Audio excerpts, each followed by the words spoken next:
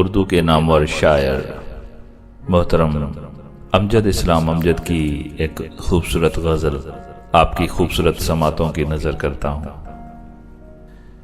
आँखों का रंग बात का लहजा बदल गया, आँखों का रंग बात का लहजा बदल गया, वो शख्स एक शाम में कितना बदल गया। कुछ दिन तो मेरा अक्स रहा आईने पे नक्श, कुछ दिन तो मेरा अक्स रहा आईने पे नक्श, फिर यूं हुआ कि खुद मेरा चेहरा बदल गया।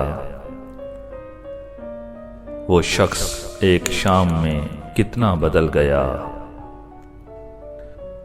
जब अपने अपने हाल पे हम तुम न रह सके, तो क्या हुआ जो हमसे जमाना बदल गया।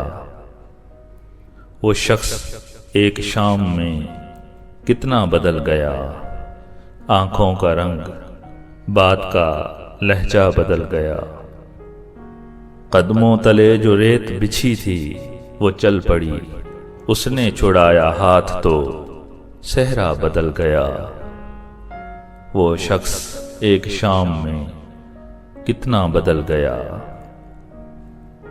कोई भी चीज अपनी जगह पर नहीं रही, जाते ही एक शख्स के क्या क्या बदल गया। आंखों का रंग बात का लहजा बदल गया। वो शख्स एक शाम में कितना बदल गया।